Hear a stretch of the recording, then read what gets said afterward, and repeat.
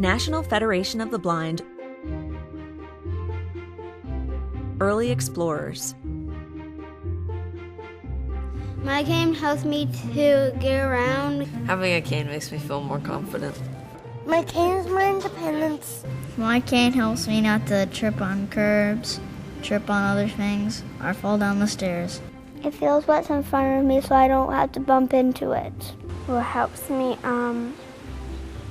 find things. My cane hits things so I don't hit things. Congratulations on making the decision to introduce the long white cane to your child. The cane is a tool that will help your child throughout his or her life. Not only will the cane serve as a valuable tool for navigating one's environment, but it will also open doors for greater learning experiences and foster important skills for independence. You may not realize it yet, but you as a parent can serve an important role as your child's first cane travel teacher. Right on the left, left on the right. The National Federation of the Blind, NFB, is here to offer help and support to you as you guide your child in the use of a cane. The NFB is led by blind people who have first-hand experience with using long white canes. Our members in our 52 affiliates can be mentors to you and your child as you begin the process of using a cane. So, let's get started with some of the basics that can help you as your child begins exploration of the world. Early movement. The skills of cane travel can begin even before your child is able to actually use a cane or even walking. Early movement is so important because everything that we do involves movement. Even if our communication involves movement. And so much of what we learn is through the visual means, through incidental learning. And blind children have to be able to move to go to an experience to actually know what's going on.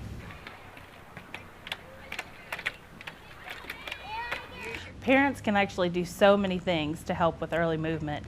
One of the first initial things that's really good is if they would wear like a wrap or a Bjorn actually on their body and hold the baby near to them and let the baby feel their movements. We had a ball with a bell in it. We'd roll the ball to her, have her roll it back. She had the same toys that sighted kids did. I guess she probably had more toys that made noise because they were easier for her to locate. Plus, if you set one across the room, it gave her that incentive to go find it. So, you know, that helped her to move and to want to move more. We always expected him to move. He sat up on time, he crawled on time, he walked on time, so I just had the expectation that he would move like anyone else. Blind and low-vision children can be introduced to the cane very early, even before they begin using it. One way to accomplish this is to make the cane a natural part of your child's environment by putting it with your child's toys so he can become familiar with it during playtime. Cane instruction for kids should start pretty much as soon as possible before they even walk. Have a cane in their toy box, have a cane there for them to play with and fiddle around with and get used to carrying around a cane. And from then on, pretty much is when kids should start using canes. She's been carrying that cane ever since she's been big enough to walk. Now we've lost a few and broke a few canes. She used a few for baseball bats, different things, you know. She's always, since she's big enough to walk, she's always had a cane in her hand.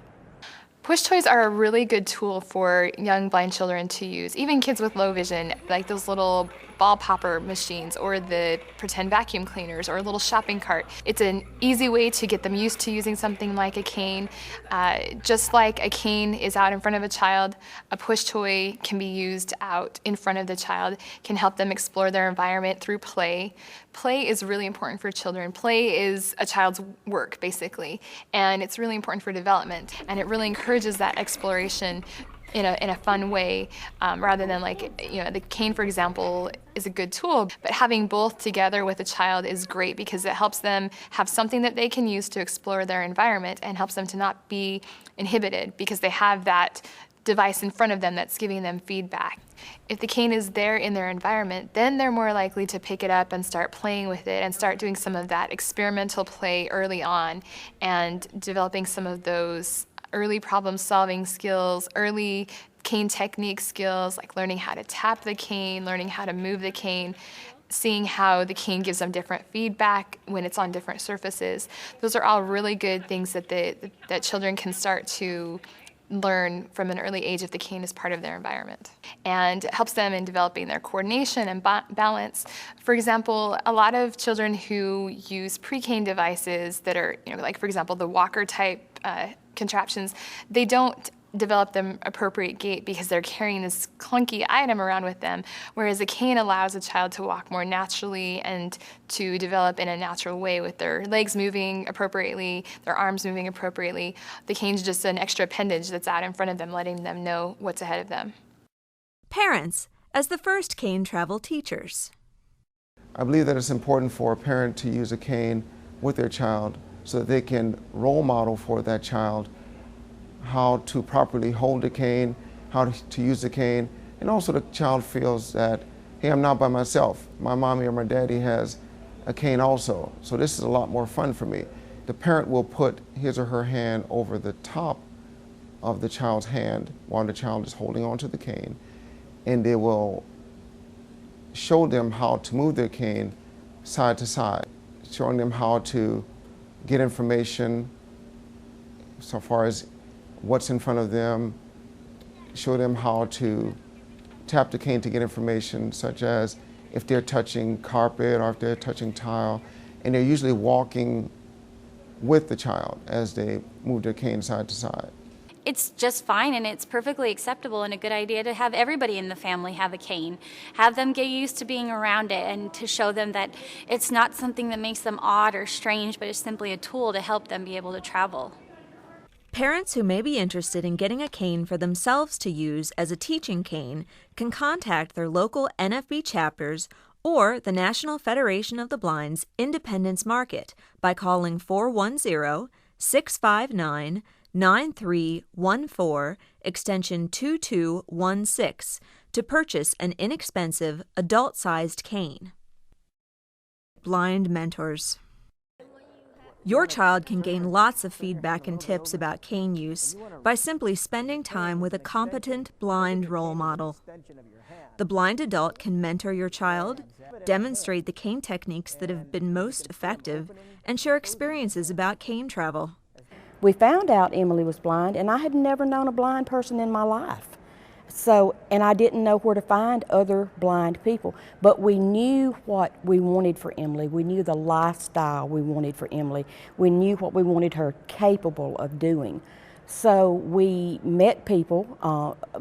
Most of the blind people we have met has been through the NFB. And we met a wonderful man named Mr. Jim Omvig. He's written some books and he's done some pretty great things. And he met Emily when she was about 2. And he, explained to Emily from 2 clear up through now that she can do whatever she wants to do. He uses his cane. He's always used his cane, and I think he's helped to instill in Emily that, the world is yours. You learn how to use this cane, and you go out in that world and be what you want to be. And flip your hand. The NFB is the best resource to get blind mentors.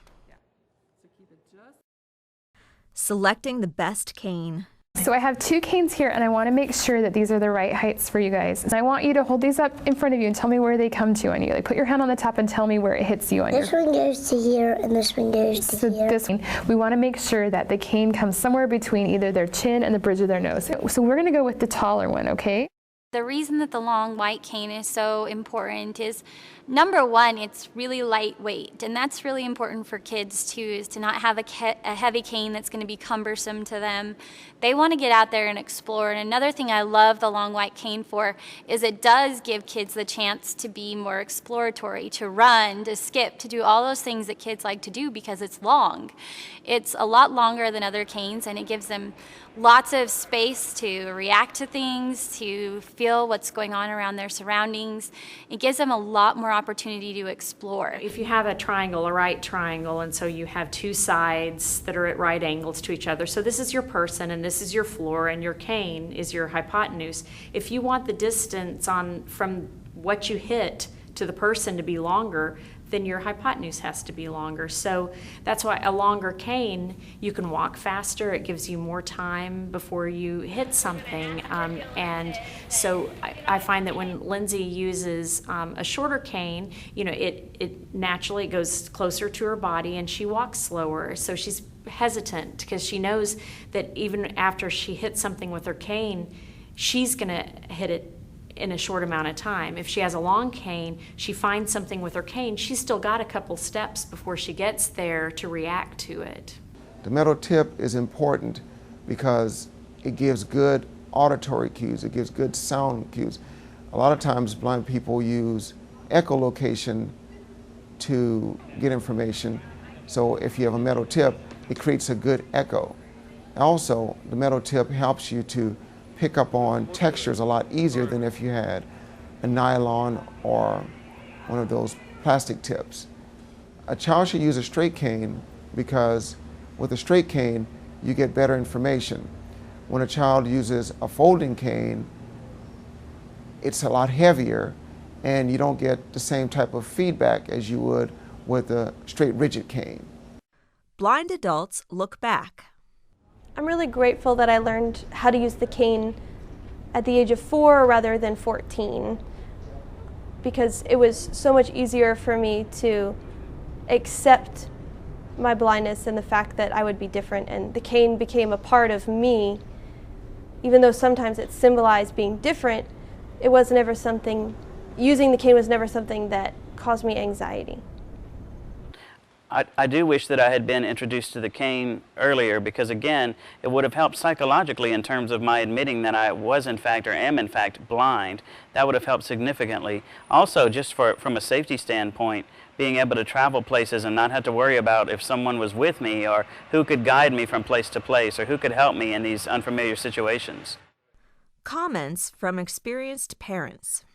He doesn't have to hold my hand walking down streets or crossing streets or he running downstairs. He can go off and do that. He can go run down a hill with his friends and I don't have to be there with him. I've seen kids who feel that they cannot move outside of their front door and limit their view of the world, and I don't have those qualms about David. I feel like he will be an independent, productive adult, and the cane is an integral part of his independence. Fostering age-appropriate experiences. Always compare it to what your sighted children and what their peers are doing. So at 6 months, a typical baby is starting to sit up. Your blind child should be sitting up. At 12 months, typically a child is walking. The child should be walking. If your child doesn't get a few bumps or cuts or scrapes, then there's something wrong, because it's age appropriate for a child to be doing those things. And there were plenty of times where we would let Kendra walk into a wall. Obviously, we used our judgment and would never let her do something that would actually cause serious pain or injury, but it's a learning experience. And you want your child to learn, to be able to think for themselves, and that's part of the process. Seeing blind people travel independently was a real eye-opener for me. I come to conventions and I see people coming to convention from all over the United States independently by themselves, and then traveling from their rooms to the meetings, and I just know there are no limits for my son. There was a time when Kendra decided she wasn't going to use her long white cane, and what happened was, it was right before we were heading to one of the NFB national conventions, and when we got to the hotel, she was able to hear all those canes around her. And suddenly she wasn't the only one who had a white cane, and it was more acceptable to her, and she just started using her cane consistently from that point on. He is able to go wherever he wants to go. He travels at school completely independently. I can drop him off at the curb and pick him up in the afternoon, and during the day I have no qualms that he has been able to get where he needs to go using his cane and safely and independently. I was so afraid of doing something wrong, I stuck it in a closet for 14 months. We finally got it back out. We're coming to a convention, and on the way to the airport, we had too much luggage and shoved the cane to Anna, a little 5-year-old, and said, Anna, would you please just hold it? Because we can't carry all the luggage too. But by the time we got off the tram and into security at the airport, the security people tried to take her cane away to go through security. She pitched a fit. Right then and there, my husband and I knew that she needed the cane. Very interesting, on the way back from that same trip, she was in a little play park at a fast food restaurant, and she had climbed all the way up, which was really great. Unfortunately, the tunnel to go across was down one step from the top, and she was deathly afraid of getting down because she couldn't see it. I told my husband, Stephen, get me the cane. We stuck it up to her. I said, Anna, feel for that next step down. She used her cane, felt for the next step down, got to it, handed the cane back to us, and continued along the tunnel. We knew then and there she was never going to lose that cane again. As a parent, the number one thing you can do to help your child feel comfortable with using a cane is to have the right attitude yourself. If you are hesitant, your child will be hesitant. If you are excited about the cane, your child will be excited about the cane. Your attitude reflects back to your child, and that's the way they'll react to the cane as well, however you react. She doesn't have to worry about having somebody clear a path for her, because she can clear her own path. Anna is a wonderful child, and she deserves the right to be a child. She deserves the right to run down a sidewalk and skin her knee. She deserves the right to climb up a rock hill and scrape her belly, which she's done. She deserves the right to stand in line and not have to always be line leader or always at the back of the line or have her cafeteria tray handed to her. She deserves to be like every other kid at her school, and her cane ensures that she can. The NFB has opened the door to allowing us to be interacting with other parents who are in the same situation we are. They're trying to parent a blind child, and allowing us to know that we're not alone, that there are other parents that we can correspond with, answer questions, voice our own questions, and be able to know that there's positive role models out there for our children to emulate towards, and that they can be functioning, highly functioning professionals. I believe that Derek and Meredith can achieve anything they want to achieve.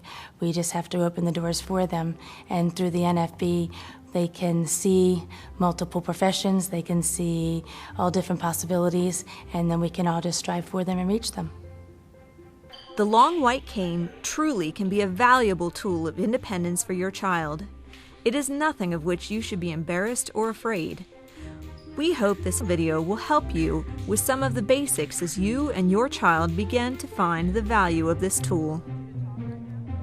To learn more about cane travel, or if you are interested in learning more about the National Federation of the Blind and finding a local chapter in your area, please visit www.nfb.org or call 410-659-9314. The NFB would like to thank the CVS Caremark Charitable Trust for the grant that made this project possible.